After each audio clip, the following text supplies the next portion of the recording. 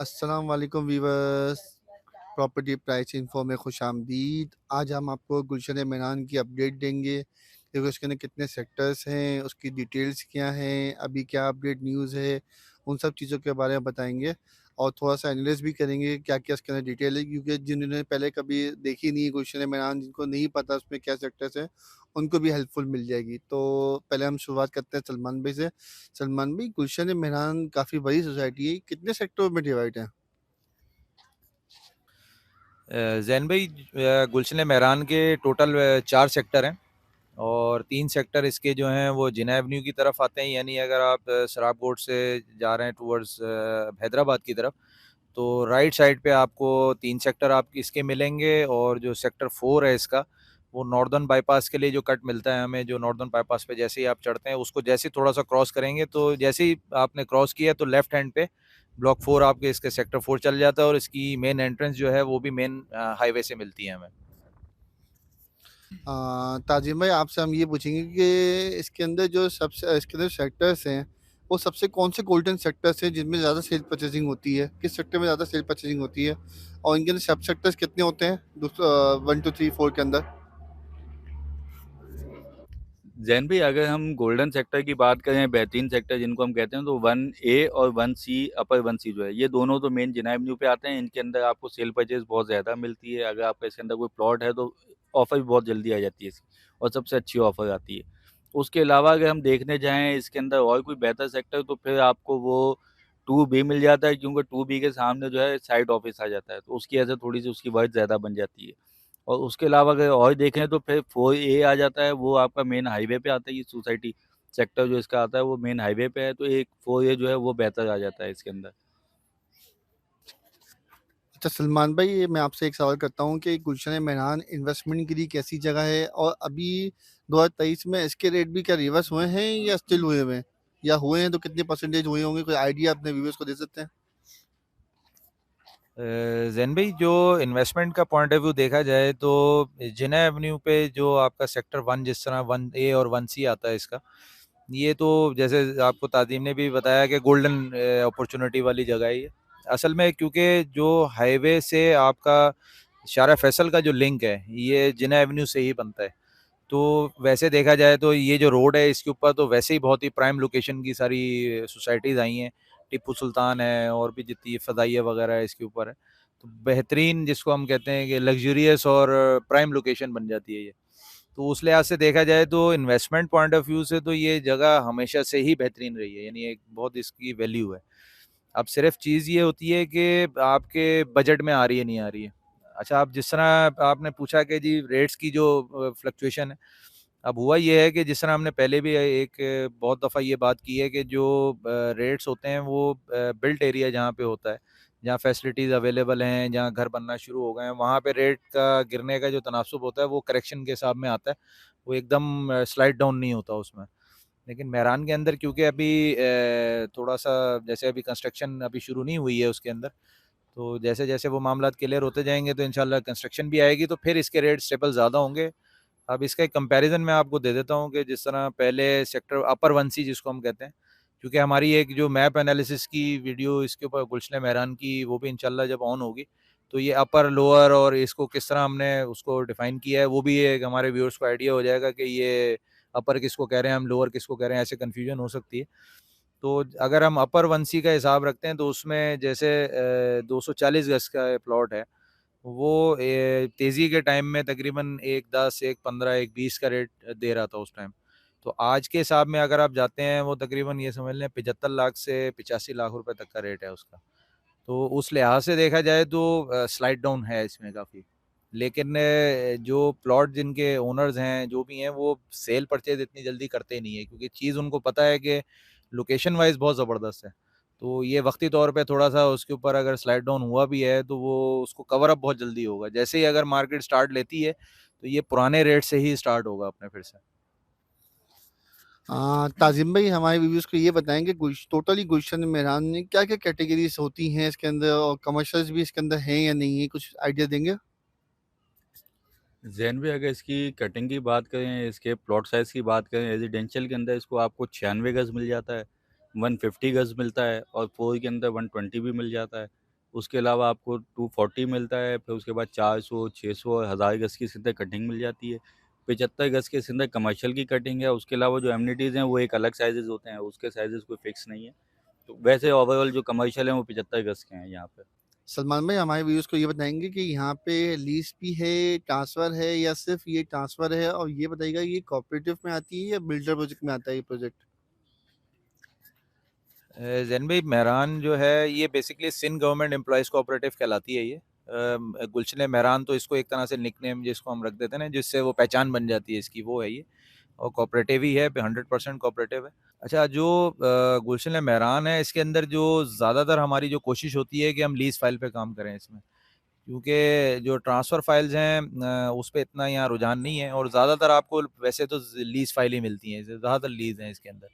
और अगर ट्रांसफ़र भी हैं, ऐसा नहीं है कि ट्रांसफ़र फाइलें नहीं हैं, हमने काफ़ी कमर्शियल लिए हैं, वो ट्रांसफ़र पोज़ीशन पे थे, हमने जाके ट्रांसफ़र करवाएँ। बाकी ये है कि वो सेल डीड होती है, उसमें ये ऑप्शन होता है कि आप पावर ले लें, सब पावर ले लें, तो थोड़ा-सा ऑप्शंस बढ़ जाते हैं उसमें, तो उसमें खर्चा भी कम हो जाता है, और ये होता है कि उसमें ट्रांज़ैक्शन थोड़ा-सा जल्दी हो जाती है फिर। ताज़िम भाई हमारे व्यूअर्स को ये बताएँगे कि इस सोसाइटी का ऑफ़िस कहाँ पर है? और दूसरी चीज़ ये कि जो सेल डीड होती है, वो क्या यहाँ पे केडी से होती है, जो सिविक सेंटर व पास है या फिर गड्ढा वाले से होती है? ज़ैन भाई अगर इसका आपने गुलशन मेहरान का ऑफ़िस देखना हो तो नीपा से अगर आप आ रहे हैं सोहाग कोट की तरफ, तो नीपा से आप आएँगे गुलशन चौरंगी से आप लेफ़्ट टर्न होंगे तो एक बहुत मशहूर सिग्नल आता है रब मेडिकल का। रब मेडिकल के सिग्नल के बिल्कुल क्रॉस होते ही लेफ़्ट पे पहला प्लॉट जो है, पहला मकान है वो है अपना कौमी बचत का है, कौमी बचत बैंक है वहाँ पे। उसके साथ ही बिल्कुल सेकंड जो मेन रोड के ऊपर मकान आता है उसके ऊपर गुलशन मेहरान का हेड ऑफ़िस है इनका। और ब्लॉक 5 के अंदर आप किसी से भी पूछ सकते हैं रब मेडिकल का, तो वो आपको पहुँचा देगा। उसके अपोज़िट आपको दिख जाता है इसका ऑफ़िस, बोर्ड लगा हुआ है इसका। सेकंडली जो इसकी रजिस्ट्री है, रजिस्ट्री इसकी जो है वो गडाफ में होती है, ज़करिया कोर्ट है आपका टोल प्लाज़ा से पहले। वहाँ पे यूसी 7 है, उसके अंदर इस टाइम पे इसकी रजिस्ट्री हो रही है। आपको रजिस्ट्री के लिए वहाँ जाना होता है। जो गुलशन मेहरान की जो ऑफ़िस की लोकेशन है, उसकी हमने पूरी वीडियो बनाई है और बाकायदा हमने रास्ते की पूरी वीडियो बनाई है। अगर कभी आपको देखना हो गुलशन मेहरान का रूट, आपको नहीं पता हो तो आप हमारे चैनल में जाके गुलशन मेहरान सर्च करेंगे तो आपको रूट उसकी मिल जाएगी। ये गुलशन मेहरान रूट भी लिखेंगे आप यूट्यूब पे तो भी हमारे आपको जो है रास्ते मिल जाएँगे। हमने तकरीबन काफ़ी सारी सोसाइटीज़ के रूट बना-बना के डाल दिए हैं, आस्ते-आस्ते करके हमारे पे अपडेट हो रही है ये चीज़ें। तो वक़्त-ब-वक़्त आपको जो है मुख्तलिफ सोसाइटीज़ के रूट भी मिलते रहेंगे। सलमान भाई ये बताएँगे आप मुझे कि इसके अंदर जो रोड्स की साइज़ेज़ होते हैं, जो कि गुलशन मेहरान के अंदर हैं या और सराउंडिंग अगर इनकी डिवीज़न देखी जाए, मेहरान के अंदर जो सेक्टर्स वाइज़ डिवीज़न देखा जाए, वो कितने फीट के रोड है उसका आइडिया देंगे अपने व्यूअर्स को? ज़ैन भाई जैसे जिना एवेन्यू है वो तो 200 फीट का रोड है आपका। उसके बाद जो अंदर बड़ा मेन रोड आते हैं वो फिर 100 फीट के हैं इसके। कुछ रोड इसके अंदर 80 फीट के हैं, और फिर अंदर 60 फीट भी हैं, 40 फीट भी हैं। लेकिन जो मेन जो अंदर आपके जो जैसे जो प्लॉट की कटिंग के ऊपर जो रोड खुलते हैं उसमें 24 फीट भी हैं और 30 फीट भी हैं। कुछ जगहों पे आपको 40 फीट का रोड भी मिल जाता है, तो एक तरह से मिक्स है, लेकिन 24 फीट जो है वो ज़्यादा है।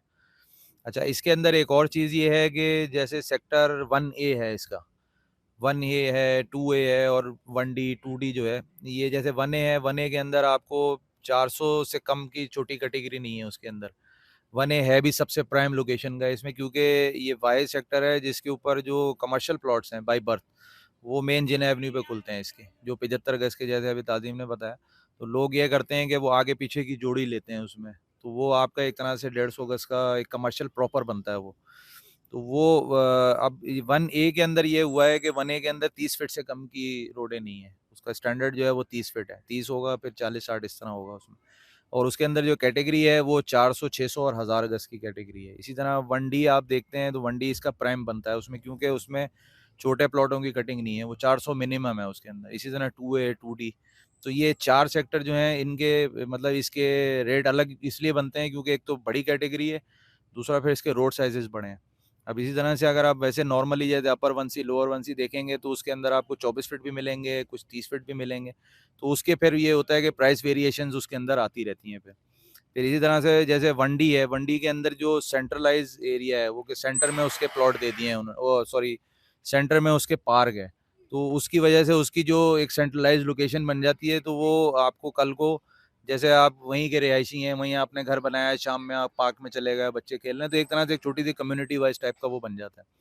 और वैसे भी ओवरऑल देखा जाए तो जो मेहरान के प्लॉट्स इसके अंदर एक एस्टिमेटेड है कि 12,000 से 14,000 प्लॉट इसके अंदर आते हैं। तो एक अच्छे साइज़ की, क्योंकि ये 600 से एकड़ से ज़्यादा की जगह बनती है इनकी, तो उस लिहाज से देखा जाए एक बड़े साइज़ की सोसाइटी बनती है ये।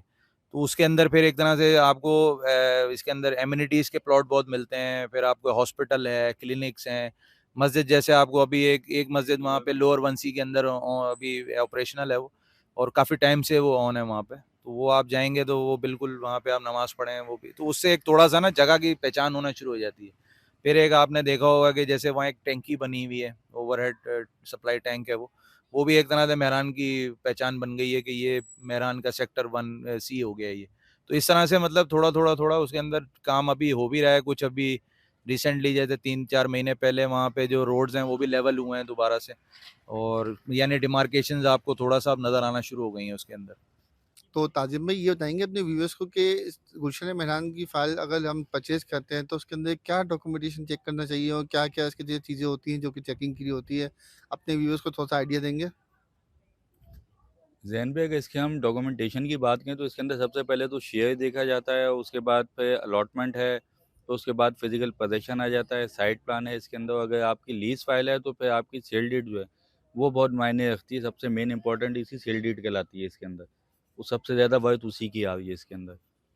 तो व्यूअर्स ये थी हमारी कोशिश जो कि आपको गुलशन मेहरान के बारे में काफ़ी कुछ बताया है। अगर इसके अंदर सेल परचेज़ करनी हो या रेट्स का कंफर्म आइडियाज़ लेने हो तो नीचे दिए गए नंबर पे कॉल भी कर सकते हैं या व्हाट्सएप आप छोड़ दें अपना, आपको हम जैसे ही टाइम मिलेगा आपको व्हाट्सएप का जवाब दे देंगे। अगर हमारी वीडियो आपको अच्छी लगी हो तो लाइक करें और हमारे चैनल को सब्सक्राइब करें। और भी वीडियोज़ देखने के लिए आप हमारे प्लेलिस्ट में जा सकते हैं। शुक्रिया, अल्लाह हाफ़िज़।